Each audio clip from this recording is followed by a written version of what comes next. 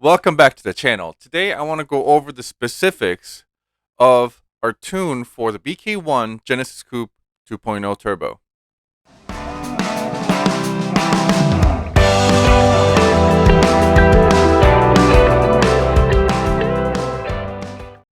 Before we get started, make sure you like and subscribe and hit that notification bell if you haven't done so yet. That way you're notified every time a new video is uploaded. Um, I've actually decided to make a specific ECU tune video per car that we do. So this is going to be a series of videos. Today is going to be our first one that's going to cover the BK1 Genesis Coupe 2.0 Turbo, which is the 2010 through 2012 Hyundai Genesis Coupe 2.0. I'm going to cover both automatic and the manual portion of it. So if this is a car that you own, or if this is something that you plan to purchase in the future, stick around and I'll get to the nitty gritty details of an ECU tune, what is required, what kind of powers you can actually expect to make out of your car, and things like that. All right, so let's get started. Okay, so first things first, I want to go over the different types of tunes we offer for the Genesis Coupe 2.0. There is a more specific video that talks about all the differences and gets into little details, but that which I will link above if you want to get into that a little further. But with that said, we're on our website, www.shopbtr.com, and we're going to go to the BK1 section of the Genesis Coupe, and then ECU tune. So if you look here, we basically have three different tunes. So there's a can tune, the custom tune, and the show mode tune. Today I'm going to focus more on the canned and the custom tune side of things, because the show mode part does not have any type of performance gain to it. It's literally just for pops and bangs and launch control, just to make noise and annoy your neighbors, show off to your friends, things like that. So for the can tune and the custom tune side, where the performance actually is gained, where we're turning up the boost and things like that, that's where I'm going to go over things. I'm going to go over the can tune part of it. The custom tune is going to be very, very similar to that, but it's going to be literally a custom tune. When your car, you bring your car to us, we're able to do it on the street or on the dyno, and it's geared more towards people that are doing more involved modifications, like things like upgrading your turbo, changing out of your injectors and things like that. This particular video is going to be focusing on cars that are stock turbo, stock injectors, that people are just trying to get a basic ECU tune done to get the most gain possible on the car. So here it is. So Alphaspeed can tune ECU service. As the name suggests, it's a service. So we don't supply you with a whole new ECU in this sense.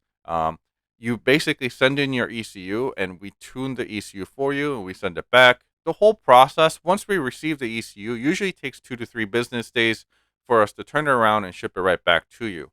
So let's take a look. So for a BK1, that's what we're going over today, 2010 through 2012 2.0 turbo, manual or automatic, I mean, this is, whatever you have.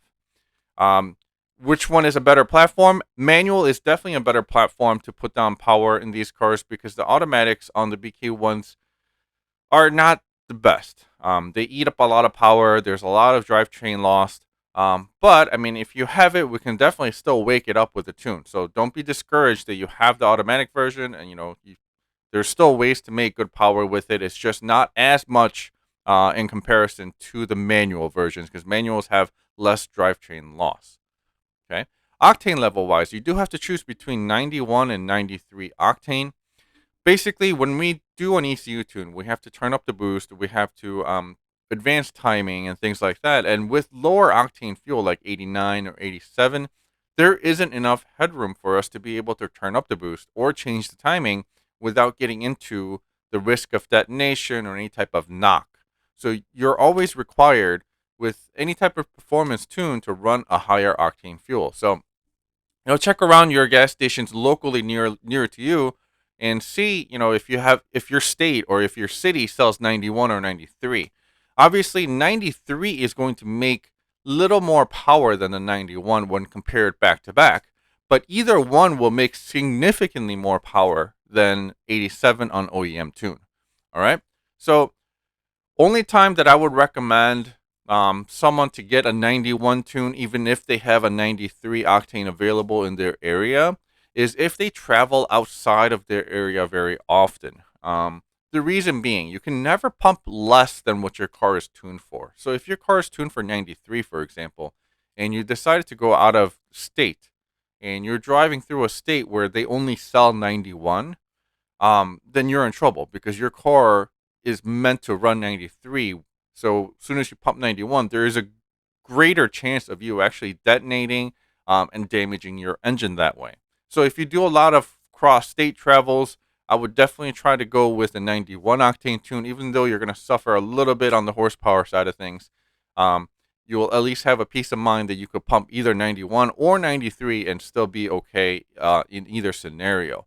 Now, if your car is going to be just, around town, have fun type of car, and you got plenty of 93 around you, obviously 93 is going to get you the best bang for your buck type of gains. So stick with the 93 at that point. Okay. Pop and bang option. There is going to be pop and bang option available to you at no additional charge. Basically, what this does is anything above 3,000 RPMs during deceleration. So well, let's say you're driving and then you're driving all the way up to 6,000 RPMs, and you decide to just let your foot off the gas, and as it's coming down, it's going to have pops and bangs while it's coming down. So that's just to have that pop going when you're just driving and having fun. That's basically all it's for. You can control the aggressiveness of the pop and bang during the decel by putting your foot very lightly onto the throttle, and it could actually make it more aggressive for you. The amount of pops and bangs will differ depending on the car and depending on the modifications you have. Obviously, the louder, the straighter your exhaust system is, the more pops, more bang, and even some flames you'll get out of that as well. If you have more mufflers, more silencers, more resonators, your sound's going to be different, and you may not show as many flames as somebody with a completely straight through exhaust. Okay. Colder spark plugs are always required. Whenever you're raising boost, whenever you're changing the dynamics of the actual internal combustion, you do need to run colder spark plugs because colder spark plugs will dissipate heat better for you. I did make a separate video about plugs. I will also link that up top. That way you can see what I'm talking about and why you need these spark plugs. They do come pre-gapped. They're pre-gapped at 0.028. However, whenever you receive spark plugs, make sure you double and triple check the gap before you install it in the car, because sometimes during shipping or even during the pre-gapping stages, the gap may be wrong. Okay, so again, the gap should be 0.028. You can pick up a little gapper for $1 at AutoZone, so it's not an expensive thing to do. Make sure you check the gap before you install it in the car, okay? Because if you don't check the gap and you install it in the car and the gap is too big, you are going to experience spark blowout. It almost feels like your car is blowing up. So, so make sure you do that. That way you don't have to experience all that and you have to pull it back out to re-gap and things like that, all right?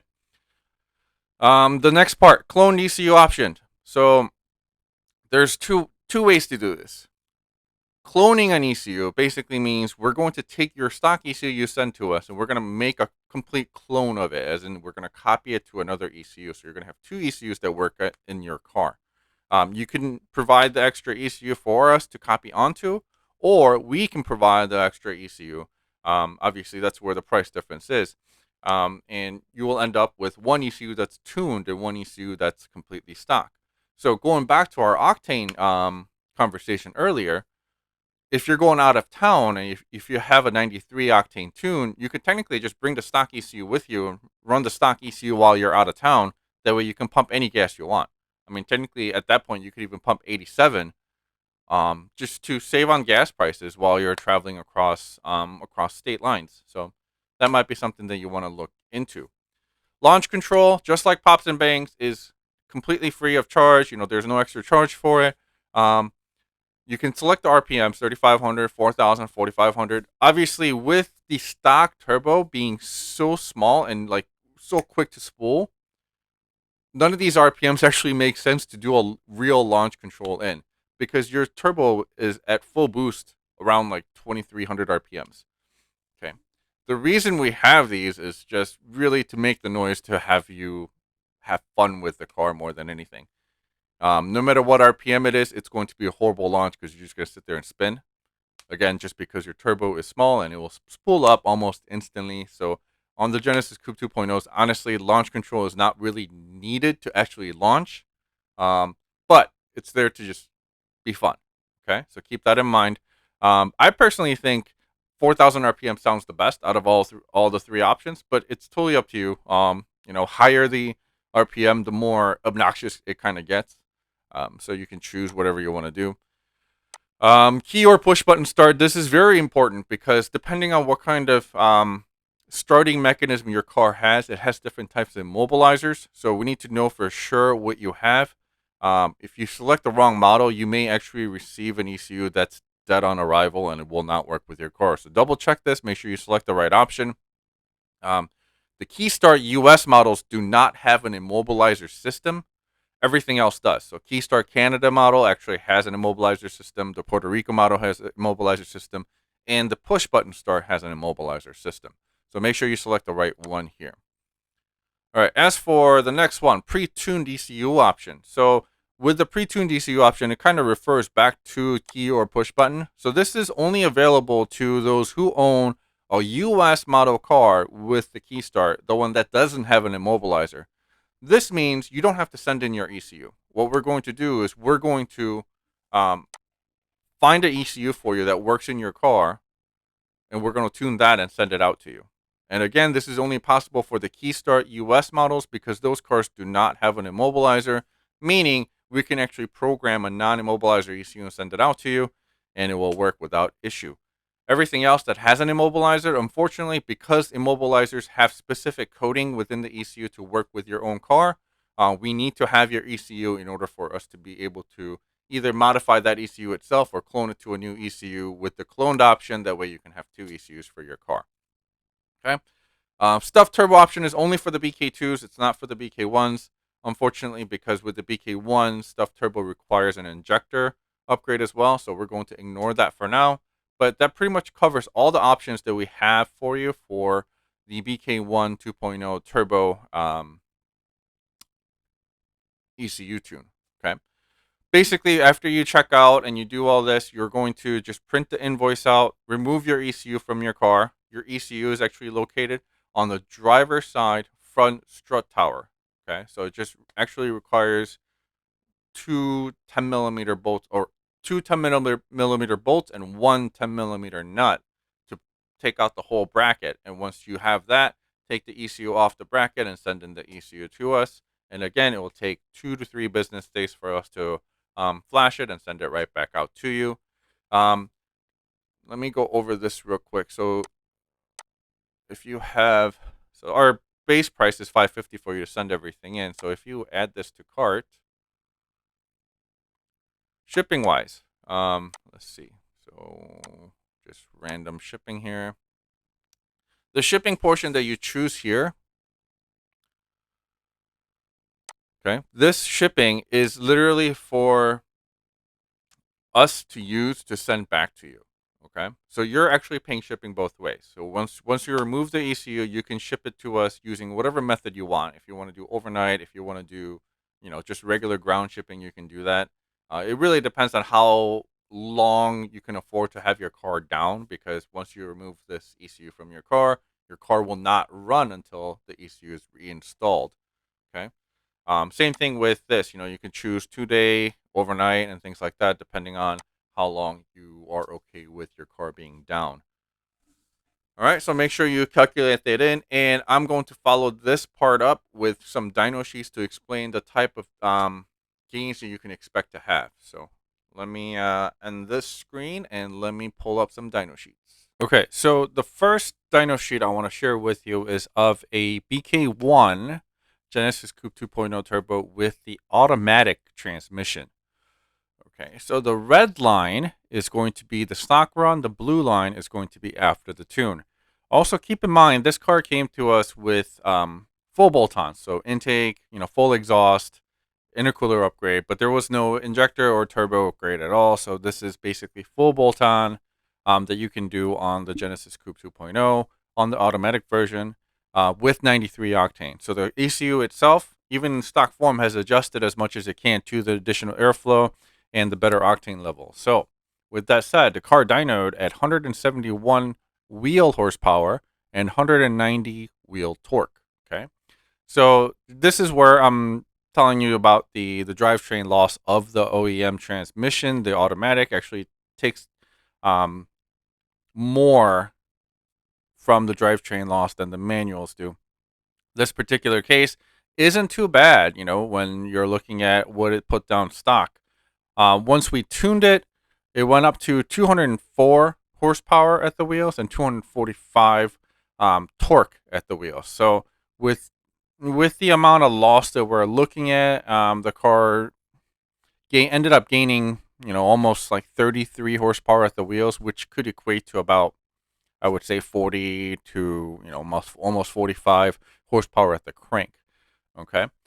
Same thing with the torque. We're looking at almost 55 foot-pounds of torque gain. So this car will feel as if you just added on another 2 cylinders to the car. So you're looking at additional like 50 to 55 torque, another 30 to whatever amount of horsepower. So it is a significant gain, and again, it will feel like a brand new car. It will feel like you added quite significant amount of power to the car. As long as you keep within the requirements of what we require for the tune, this is about the similar results that you can expect across the board.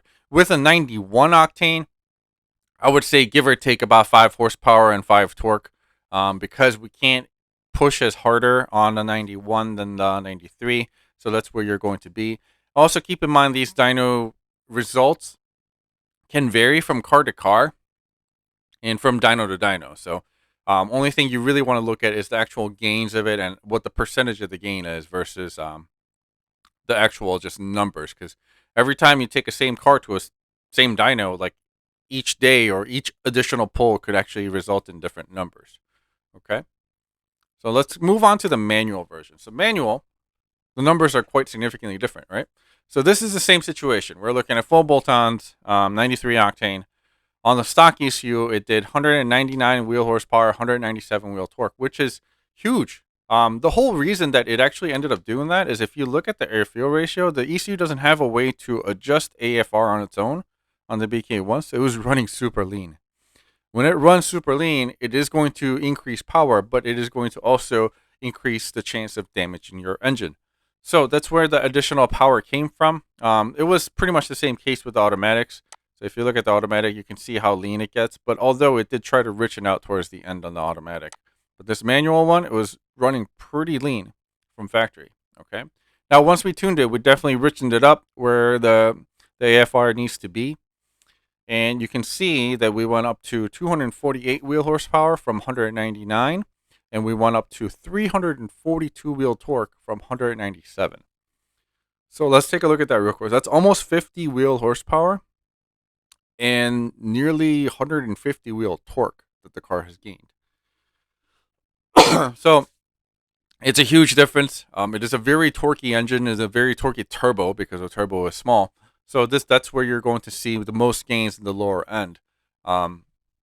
If we compare this to the automatic, the reason you don't see that type of torque on the automatic is because the torque converter actually slips on the automatic. So if you followed this, technically you'll be making torque all the way up here, but because the transmission slips, it doesn't really grab until here. So that's where the torque difference would be. Again, the drivetrain loss is less on the manual in total. So the torque number, obviously, because it grabs right away instead of slipping like a torque converter. And then the top end is also a lot higher. We can also increase the red line. So if you look here, let me move my camera. If you look here, the OEM redlined here at about 6,700 RPMs, whereas in the new after tune redline, you're looking at 7,250. So that's where it's going to redline. All right. So again, this is about the amount of horsepower you can expect from the tune. You're looking at over 20% gain in horsepower and obviously in torque as well. So it is a big change to the car. It will be something that will definitely be felt by the seat of the pants type of thing. Make sure you keep up with your maintenance. Make sure you do your 5W30 oil changes. Keep up with the synthetics every 3,000 miles. Make sure your spark plugs are gapped properly. Make sure you're running the proper oil, and you should have fun for a very long time. Now, past the can tune stage, you can always go up and change out the turbo. You can always change out the injectors, and you can actually check out our turbo kit. That's a drop-in for this system, for this particular car, up in the above link. Okay. Well, I hope that clears up everything for you. Hopefully, that gives you an idea of what you can get with our ECU tune on your BK1 2.0 turbos. Hopefully, this gives you like guidance on how you want to go about getting your car to perform better. Please like, subscribe, and share the video if you haven't done so. And I will see you on the next one with the BK2 2.0 turbo ECU tune video following this up. All right. Thanks for watching, and I'll see you in the next one. Peace. Yeah.